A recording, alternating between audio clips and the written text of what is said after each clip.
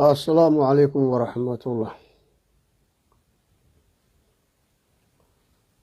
أعوذ بالله من الشيطان الرجيم. بسم الله الرحمن الرحيم. الحمد لله رب العالمين، وصلى الله وسلم على نبينا محمد وعلى آله وأصحابه أجمعين. رب اشرح لي صدري ويسر لي أمري واحلل عقدة من لساني يفقهوا قولي. وعبد الرشيد علي شيخ محمد ويا Soomaali caawa waxaan rabaa inaan ka hadlo degmada Cawdaq Galmudug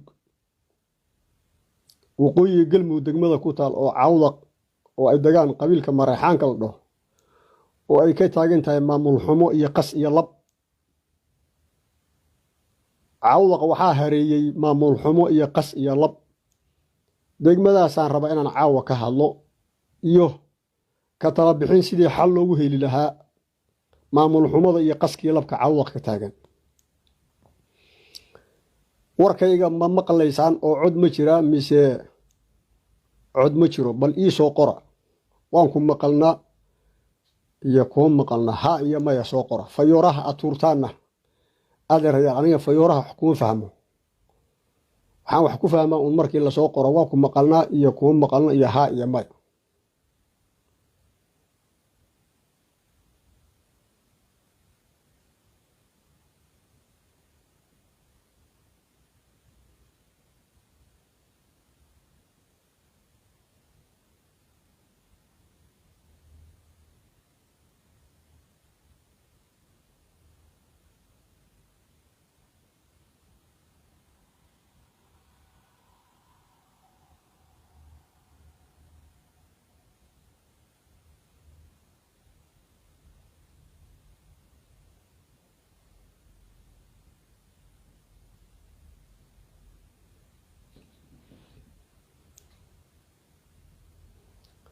hal qof baa soo qoray waa ku maqalnaa, haa buu soo qoray, waa gartay.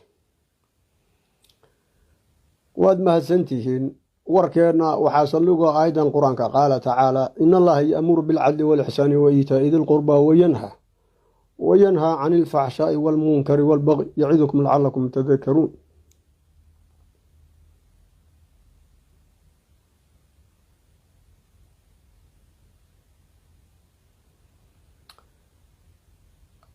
Cawdaq hadda waxay noqotay magaalo weyn marka loo fiiriyo 1982 oo aniga iigu dambeysay oo markaan ka soo tegay oo xamar u soo wareegay ah.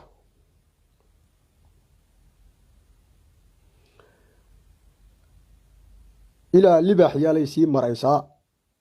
oo qiyaasii 2 saac ama 1 saac bar aan u lugeyn jiray markaan Cawdaq ka lugeeyo oo wiilka yarka aan ahaa. hadda waxaa la ii sheegayaa beledku inuu Libax yaala gaaray. aniguna 1 saac iyo bar ilaa 2 saac ayaan u lugeyn jiray Libax yaale iyo Cawdaq inta u dhaxaysa. macnaheedu waxa weeye waagan ku noolaa 82 wixii ka horeysay hadda way 5 jibaarantay ama way 10 jibaarantay baa la oran karaa. Cawdaq magaalooyinka ugu waaweyn Galmudug ayay hadda ka mid tahay. haddayna kow ahayn waa 2 oo Guraceel baa laga yaabaa inuu ka weyn yahay, ama inay Guraceelba ka weyn tahay oo ayuu kow tahay baa dhici karta. haddana magaalada intaas la eg maamul ma leh. 32 sano dowladdii Maxamed Saabare ayaa maamul ugu dambeysay. intii ka dambeysay maamul ma leh, nidaamna ma leh. qas iyo lab ayaana waayahan sanadahan dambe ilaa 12 sano u dambeysay ilaa 15 sano qas iyo lab baa ka socday ugu yaraan. dhibaatadu marka xaggee ka jirtaa? seesa xal loo helaa? dhibaatadu waxay ka jirtaa kow waa reer dalal, 2na waa wagardhac, 3na waa Reesya Xuseen. 3daas jilib oon magacaabay ayaa dhibaatada Cawdaq asal iyo farac u ah. asal iyo farac marka la isku daro dhibaatada Cawdaq reer dalal baa kow ka, wagardhac baa 2 ka ah, Reesya Xuseen baa 3 ka ah. waayahay dhibaatada qolooyinka wada waan garanay see loo xallin karaa. waxaan ku hormaraynaa dhibaatada ay reer dal wadaan maxay tahay dhibaatada wagardhaca wado maxay tahay dhibaatada reer Sheekh Xuseen wadaan maxay tahay dhibaatada reer dal wadaan waxa weeye dawladdii Maxamed Siyaad Barre markii ay dhacday 1991 ninkii gudoomiyaha degmada Caawdaq ahaa ayaa nin reer dal ahaa oo la oran jiray Caaqil Jiifa oo reer Cabdillah Magan ahaa reer dal waxay taagan yihiin ilaa qiyaamaha la gaaro maadaama Maxamed Siyaad Barre markuu uu dawladdiisa ay dhacday anagu aan gudoomiyaha degmada Caawdaq ahayn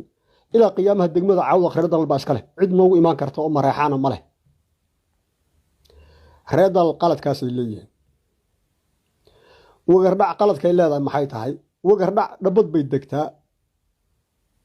Caabudwaq waa ku yar yihiin waaga anu ku noolaan jiray 1982 wixii ka horeysana waxa baan aqaan wax wagardhac Caawdaq daga Cali Bootaan iyo Maxamed Samatar oo nabadoonka wagardhaca reegiid ahaa Cali Bootaan reer alla magan buu ahaa nin markii dambe dhakhtar noqday oo xamar ku arkay soo dhakhtar oo Cali Yaro la oran jiray inuu reergiid ahaan u malaynayo oo arday ahaa reerkooda oo ka soo horjeedi jiray masaajidka weyn oo Caawdaq oo santarka Caawdaq waa 3 oday xaaji Maxamed la oran jiray dhalaa oo masaajidka yar oo reer Sheekh Xuseenka dukaan ka soo horjeeda lahaa anu wagardhac afarta qoys baan ka aqaan wagardhac kale oo Caawdaq degta markaan yaray Caawdaq soo jira uma garanaya oday Abu Raas la oran jirayna minishibidu joogi jiray oo asagoon inuu reegiidaha u malaynayo anu wagardhacda qaaniba shadaas qoys bay ahaayeen wagardhac dhabad baa laga sheegi jiray iyo gaalkacyo iyo galisoor iyo halkaas nimanka Cumar Maxamuud iyo Majarteen bay la degi jireen anagu qof baan ka arki jirnay beledkana markaa waxa iska lahaa oo ugu badnaa majority-ga reer dal iyo reer Sheekh Xuseen mareexanka kale minority ka ahaa laakiin gudoomiyaha degmada Caawdaq Xamar baa laga soo magacaabi jiray iyo dhuusamareeb dawladdii Maxamed Siyaad Barre soo magacaabi jirtay Soomaali oo dhan buu ka koobnaa wagardhac marka maadaama ay dhabad leedahay Caawdaq gudoomiye kuma laha inay sheegatana waa ku gardaran tahay 91 Caawdaq soo degtay hadda way ku soo badatay magaalada meel badan bay hadda ka dhisatay dadka ugu badan bay hadda ku jirtaa laakiin ayada degmaleeda dhabad bay iska leedahay halkaasay weligeed deganeyd halkaasaa loo yaqaanay reer Balambal bay la mid tahay reer Balambal ayaguna Balambal bay deganaayeen reer Balambalna waxa ugu badan nimankan reer diini oo Bahawiye la isku dhaho oo Bahdaaran Doole iyo Baxawaad urmidig baa la dega reer Guule Farax baa la dega dhowr qoys oo badneen reer Sheekh Xuseen baa la dega dhowr qoys oo reer Dalan badneen baa la dega Cali Dheera la dega nimankan fiqiya qom in la degaana waan u malayn laakiin Balambal majority-giisu asaguna waa reer diini oo Baxawaad iyo Bahdaaran Doole oo Bahawiye la isku dhaho weyn nimankaasuna ayaguna ma sheegan karaan Caawdaq gudoomiye degmo kama sheegan karaan inkastoo wiil reesiyaad dawladdii Farmaajo lagu lahaa degmada Caawdaq baa gudoomiye looga dhigay marka dhabad ayay ku leeyihiin wagardhac gudoomiye degmo Bahawiyena gudoomiye degmo waxay ku leeyihiin Balambal Caawdaqna gudoomiye degmo wagardhacna hadday ku doodo waa gar daran tahay Bahawiye hadday ku doodana waa gar daran yihiin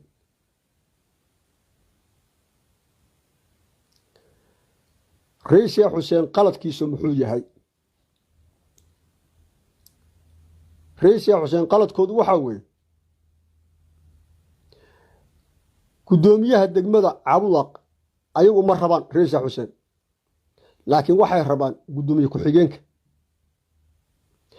waxaana raba hal jilib oo leeyahay reer Nuursiyaado aniga Cabdirashiid Cali Shiin Maxamed reer abtigaya oo hooyada ka dhalatay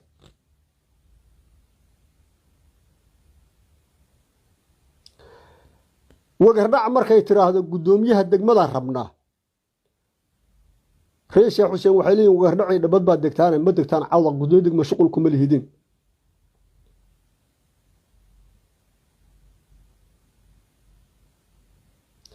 wagardhacna waxay taagan tahay magaalada waa ku badanahay gudoomiyaha degmada waa inaan mar noqonnaa haddii reer dal noqdo markay ka dhamaato dhowr sano waa in wagardhac gudoomiye noqotaa reer Sheekh Xuseen waxay leeyihiin wagardhac meeshaan degmo kuma lihidin dhabad baa degantiin gudoomiye degme waxaa iskala reer dalal annaguna waxaan leenahay guddoomiye ku-xigeen beledkana reer dalal iyo reer Sheekh Xuseen baa iska leh guddoomiye ku-xigeen annaga iska leh wagardhaci raalli iska ahow haddana dooda reer Sheekh Xuseen halkaa kuma istaagto dhan kale ayay u wareegtaa waxay leeyihiin waxaan rabnaa guddoomiyaha degmada inta aan reer Nuursiyaad ka ahayn oo reer Sheekh Xuseen baa waxay leeyihiin guddoomiyaha degmada caawa qabnaa reer Nuursiyaado guddoomiye ku-xigeenka rabtaan naga daaya reer Nuursiyaadna ma yeelaan oo waxay ku faraxsan yihiin in guddoomiyaha degmada caawa reer dal ahaado ayaguna ku-xigeen ay markasta qaataan markastana guddoomiyaha degmada uu reer dal noqdo waa barnaamij ay isku waafaqsan yihiin reer dal iyo reer Nuursiyaad reer Sheekh Xuseenka kale ma awoodaan inay reer Nuursiyaad meesha ka wareejiyaan oo ku qanciyaan inta la garamaan in reer Sheekh Xuseen oo isku duuban guddoomiyaha degmada caawaq mar qaataan marna reer dal qaataan ma awoodaan inay ku qanciyaan sidaan reer Nuursiyaad uu ku faraxsan yahay oo ah inay marba guddoomiyaha degmada caawaq ku-xigeenka helaan guddoomiyaha reer dal qaataan sidaas reer Sheekh Xuseenka kale reer Nuursiyaad iyo reer dal kuma raacaan oo ma dhahaan sidaan reer Nuursiyaad ay rabaan oo reer dal rabaan oo ah guddoomiyaha degmada caawaq inuu markasta reer dal noqdo reer Nuursiyaadna markasta ku-xigeen ay noqdaan sidaas aanu dayno reer Sheekh Xuseenkana kale taladaasna ma gaaraan wagardhac inay guddoomiye ka dhigaan marna reer dal ka dhigaan ayaga reer Sheekh Xuseenna markasta guddoomiye ku-xigeen qaataan ama intooda kala qaateen ama reer Nuursiyaad qaateen ayagu ma sameeyaan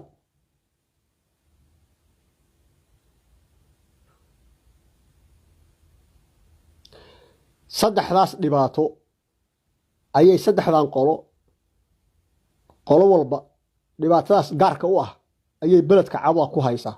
sidaasaa beledkan xal loogu la'yahay guddoomiye degmihiisana laysugu haystaa looguna kala bixi la'yahay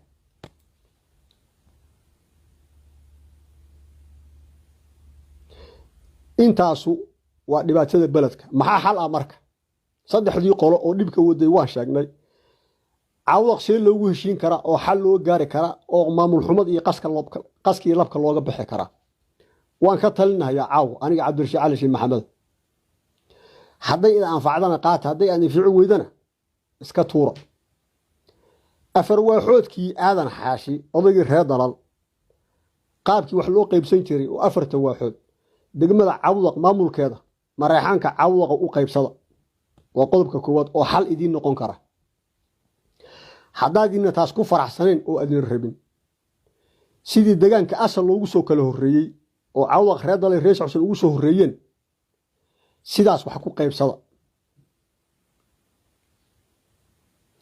haddaadina saas ogoleen abtirsiyo oo reer diini reer Sheekh Xuseen wagardhac celi habar ciise shantaasa idinkugu badane shantiinaas wax u qaybsada oo reer diini mar guddoomiyaha degmada ha qaato cawdaq reer Sheekh Xuseen mar ha qaato wagardhac ha qaadato celi ha qaato habar ciisana mar ha qaadato 3 sano 4 sano 2 sano 5 sano sanado la yaqaan ku heshiiye taasuna waa qaacidada saddexaad qaacidada afraad uguna dhibka badan inta badan aan lagu qancin waxa weeye sida loo kala badan yahay degmada maamulkeeda ha loo qaybsado hadday guddoomiye degmo tahay hadday ku-xigeen tahay iyo hadday golaha deegaanka tahay sida loo kala badan yahay deegaanka cawdaq reer diini baa kow ah reer diiniga cawdaq deegaana ma hogaadeen baa kow ka ah waxaa ku xiga wagardhac baa laba ah oo marka deegaanka cawdaq laga hadlayo mareexaanka wagardhac baa laba noqonaysa xagga farabadnaanta nasabka iyo qabiilka marka tirada laga hadlayo 3 reer Sheekh Xuseen baa ah 4 celi baa ah 5 habar ciisaan ka dhigaynaa maadaama reer cismaanku markiisii hore Itoobiyaan ahaa oo gudaha Itoobiya jiray laakiin waayahan dambe 32 sano oo reer cawdaq noqday ayagii hawraarsame waxaan u malaynayaa habar ciise ama way ka badan tahay ama waa soo dhaweynayaan reer cismaanka iyo hawraarsamo laakiin labadaba inay habar ciise ka badan tahay yaan saasan qiyaasaya marka qaabkaas ugu dhibka badan oo dadka inta badan madaxa ka gilgilayaan oo farabadnaanta afartaas qaybood wuxuu qaybsada oo guddoomiyihii degmada iyo ku-xigeenkii iyo degaankii sidaa u qaybsada anugu afartaas mid shanaad oo aan ku daro oo wax qaybsi ah aadna ku heshiin kartaan dhibaatada iyo maamul xumada iyo qaskilab ku dhammaan karaan garan maayo waa yahay haddii la yidhaahdo afar waaxoodkii aadan xaashi waxaa loo qaybsado bahawiye marba yeelanayaan miilkooda marba yeelanayaan bahogaadeena miilkooda marba yeelanayaan reer sheekh xuseen iyo celi uur midig iyo reer cismaanna marba yeelanayaan afartaas wagarnac oo keligeed ahna marba yeelanaysa afar waaxoodkii aadan xaashi uu sameeyey 1943 waa sidaas haddii marka qaabkaas loo dhigo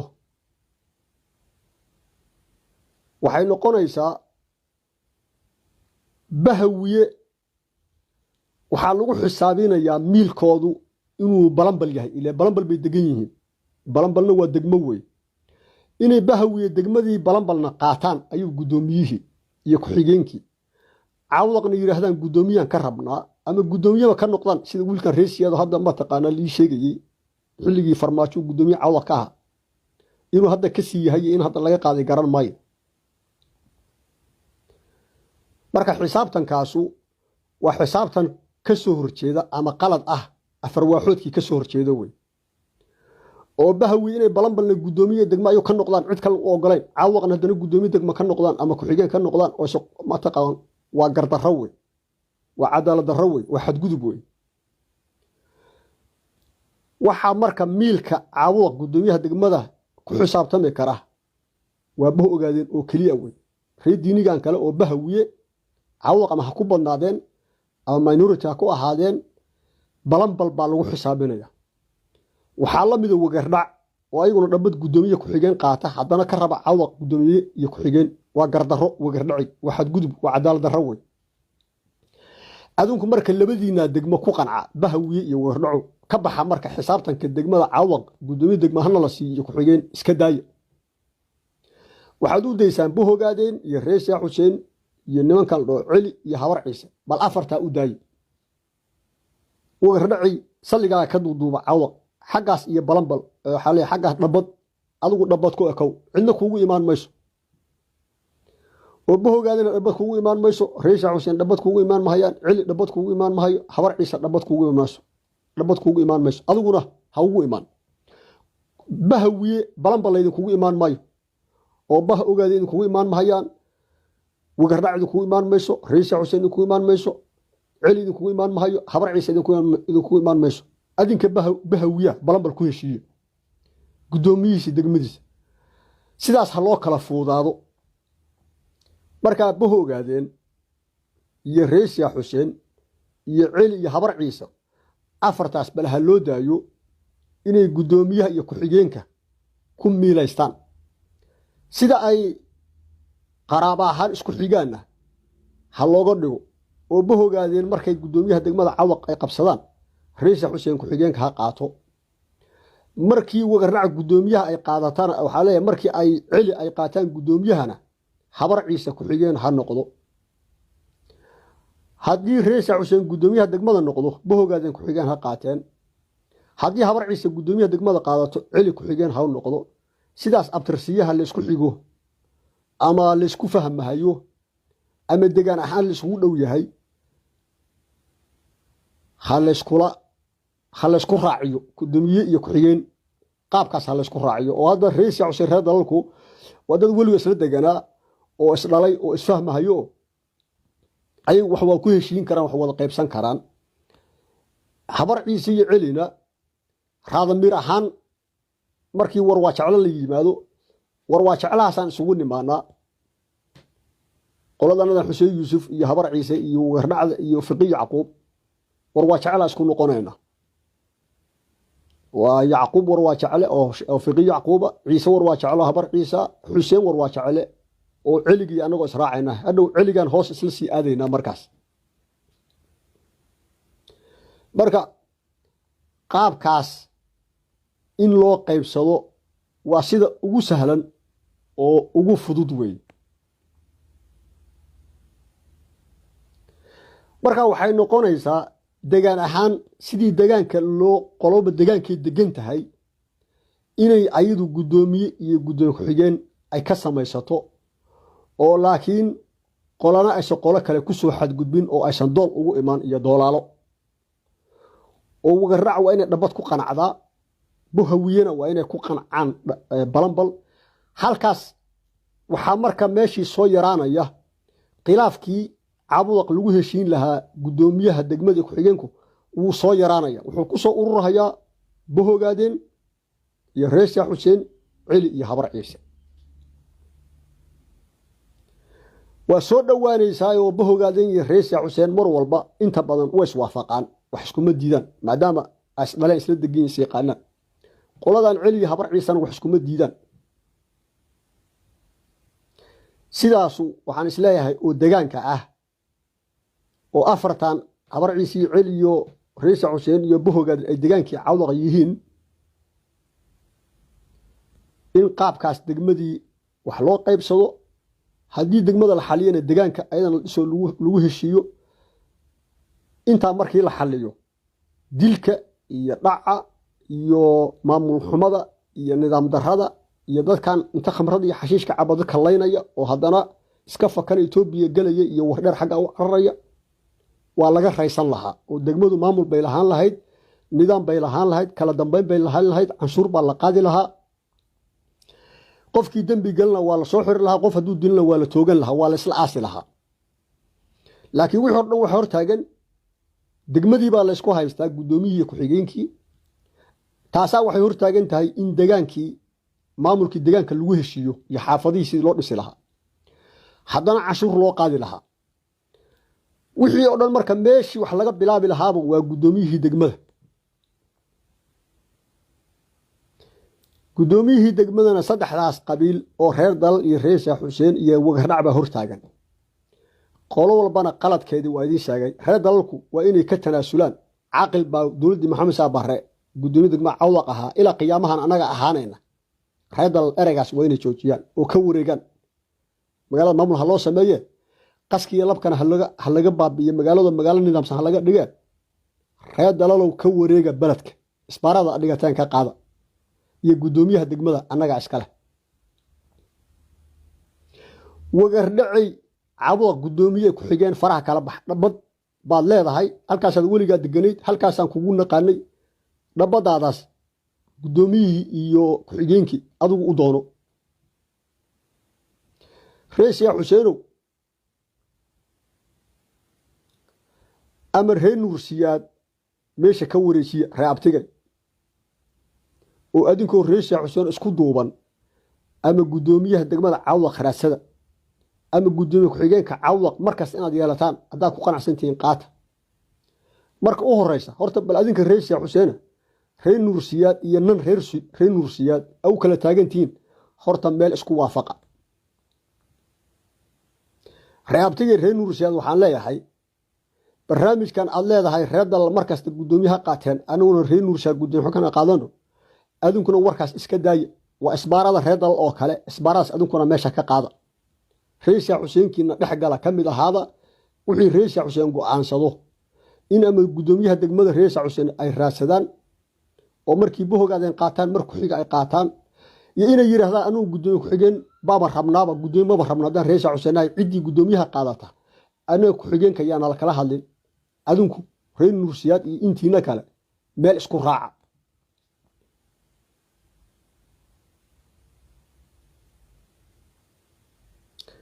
Rees Xuseenna xalba ayagana laga rabaa oo ah inay horta israacaan ayagoo dhan iyo qodobka labaad oo ah gudoomiyaha rabtaan Rees Xuseenow ha mise gudoomiye ku-xigeen baad rabtaan weligii inaad ahaataan gudoomiye rabtaan haa hal idinkugu yimaado hal cod oo waxa layidhi kula qaybsado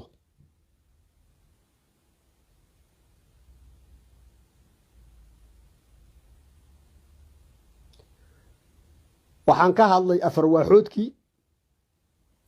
waana kala fuudeeyey laba waaxood baan ka saaray meesha oo ah weerac oo aan dhabad ku qaybiyey iyo bahawiye oo aan balanbal siiyey waxaan soo reebay bahogaadin iyo afar waaxoodkii oo reesya xuseen iyo celi nimanka la yiraahdo uurmidig iyo nimanka la raac ismaan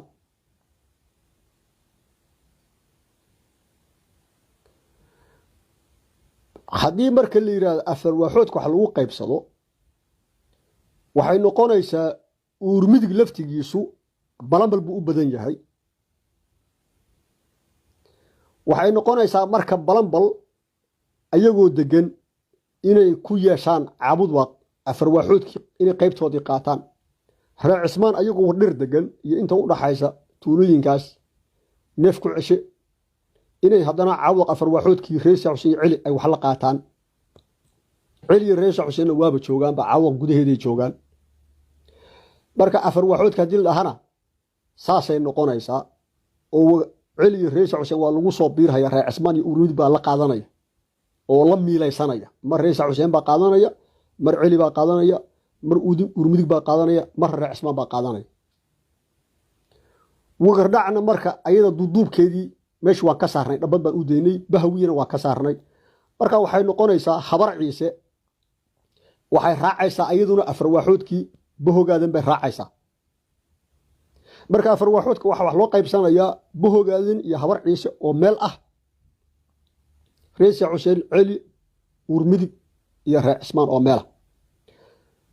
afartaas keliya marka oo marka afar waaxoodkii oo laba waaxood ah markaas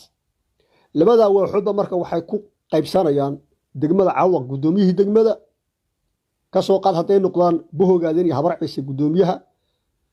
gudoomiye ku-xigeenka waxaa qaadanaya waaxda kale oo ah reesya xuseen celi uurmidig iyo raac cismaan marka dambe haddii ay noqdaan guddoomiyaha degmada caawaq reesya xuseen oo afar waaxoodkii dhankan ka socda afar waaxoodka qaybtii kaleo bahogaadanki habar ciise iyagaa ku-xigeenkii qaadanaya qaabkaas markaa u dhignana waa qaabkii afar waaxoodka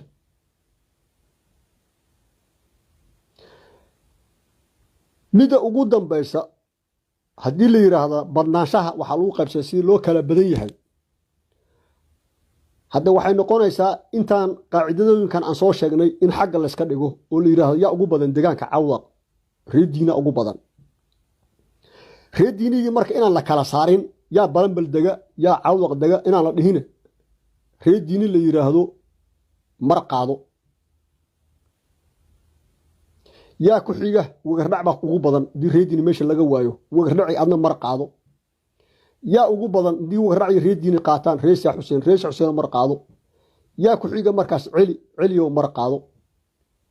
sidaas marka kala badnaan sidii loo badan yahay habar ciisa ku xigaysa markaas haddana mataqaanaa reer cismaan haddana hawraarsame markaa badnaan bay noqon sidii loo kala badan yahay in loo miilaystay noqonaysaa laakiin qaacidada ugu fiican aniga ila habboon waa qaabka deegaanka ah oo bahawiyana aan balanbal ku qaybinay oo caawaq xisaabteeda ka saarnay wagaracna aan dhabad ku qaybinay oo xisaabta caawaq ka saarnay oon ku soo reebnay keliya qoladan bahogaadeen iyo habar ciise oo hal meel ah iyo reesya xuseen iyo celi uurmidig iyo raac cismaan oo meel ah marka waa afar waaxoodkii oo haddana aan ku salaynay degaan ahaan sidii loo degan yahay ku salaynay haddii la yidhaha saas maahane hadda sidii loo degan yahay waxa lagu sameeyo oo degmada loogu kala badan yahay ama asal waageed hor loogu soo kala horreeyey oo 69kii wixii ka horreeyey xukunkii maxamed shaabare qololba meeshay deganayd guddoomiye degmo iyo ku-xigeen haw raasato haddee caawaq waxay noqonaysaa reesya xuseen reer dalba ugu badnaa ayagaasaa deganaa odayaashii degmada cawaq aas-aasana odayaal la isku dardaray oo daarood hay ahaayeen oo wabeenaye u badan oo reediina ku jiro wagaraaca ku jirto reesa xuseen ku jiro oo reebicdiyahan ku jiro oo saasay ahaayeen marka qaab deegaanaadkaas haddii la dhahana meesha waxaa soo gelahaya bahdaarandool la imaanaya iyo reer dabcasar baa imaanaya oo weligood ayagu reer cawaq ahaa waa haddaan ka dayno mataqaanaa afarwaaxoodka ka dayno sidii loo kala badan yahana ka dayno laakiin aan dhahno see loogu soo kala horreeyey degaanka wixii 60 ka soo horreeyey 9 ka horreeyey ilaa cawaq 60kii baa la asaasay ilaa 58 meelahaas sidii loo deganaa degaan walba sidii cidii ku soo horreysay waxaa loo qaybsadaa dilira waxay noqonaysaa cawaq waxaa ku soo horreeyey reer dal iyo reer xuseen iyo nimankan bahdaaran doole marka mareexaanka la yiraahdo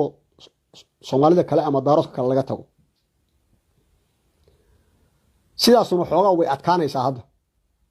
marka sida xalka ugu macquulsan oo qaybta wax lagu salayn kara waxa weeye waa qaabka deegaanka oo sida meesha loo kala degan yahay haddana lagu kala badan yahay haddana afarwaaxoodkii aqbali karta marka afarwaaxoodkii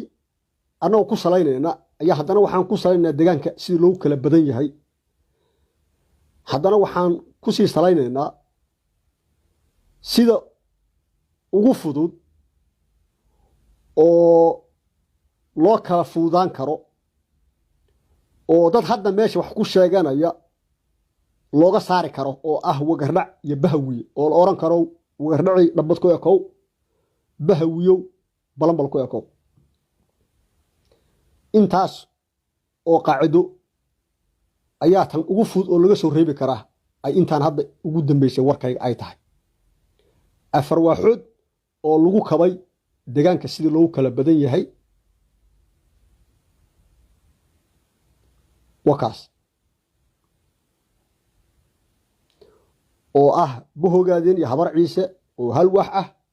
reesa xuseen celi urmidig iyo reer cismaan oo wax labadaas waaxood qaybtii aadan xaashi cawaq waxa lagu qaybsado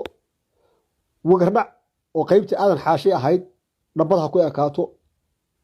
afarwaaxoodkii aadan xaashi oo bahawiye balanbal ay lahaayeen balanbalkoodaas ha ku ekaadeen sidaasaan arkaa in loo dhisi karo laguna heshiin karo degmada cawaq markii degmadiisaa loogu heshiiyey oo guddoomiye ku-xigeenkiisaa loogu heshiiyo golihii degaankana hala dhiso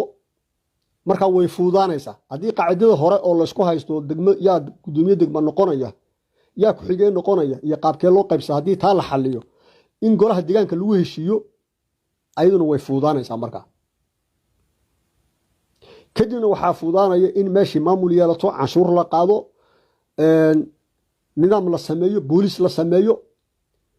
ciddii qof dishana inta lasoo qabto qofkii la dilay iyo kii wax dilay hal mar laysla aaso qoryahan dhalinyaradu iska wadato oo mataqaanaa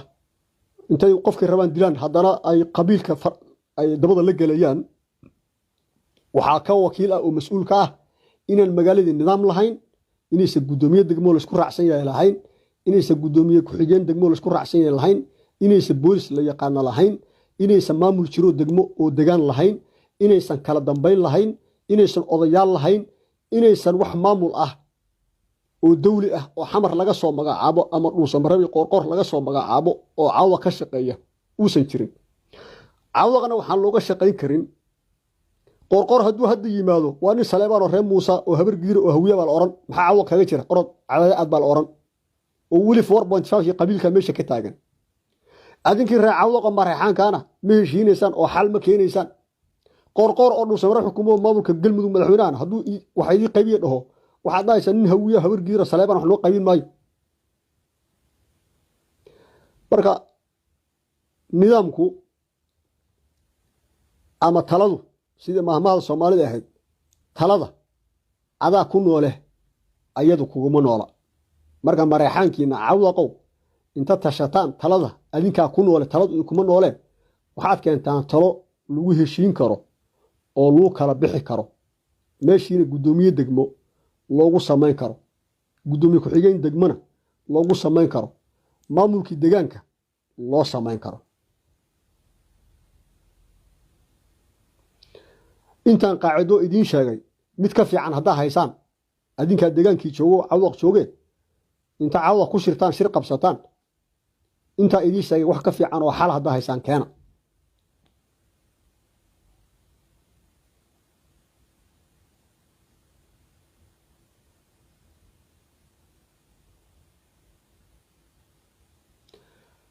aniga waxay ila dhoweyd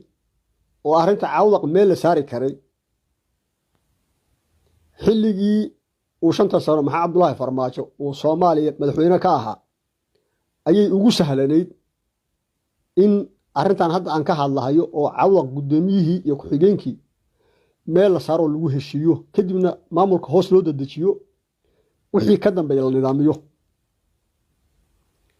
arrintaasuna maamulkii maxaa Cabdullaahi Farmaajo waxba arrintaa kama qaban.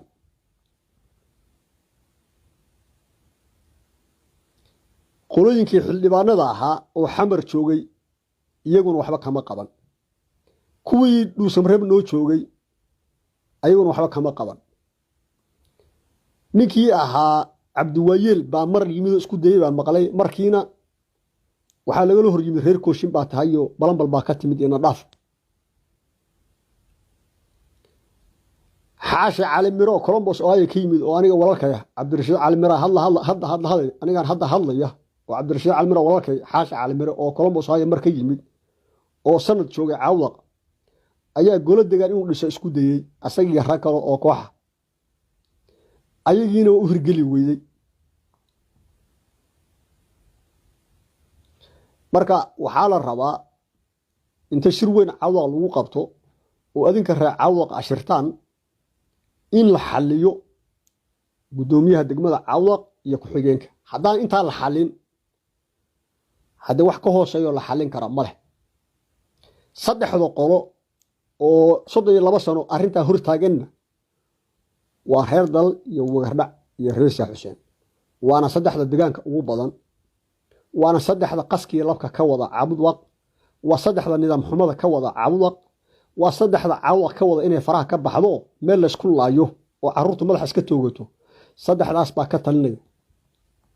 marka qolo walba qaladkeeda ha qaadato hana la shiro hana la wada hadlo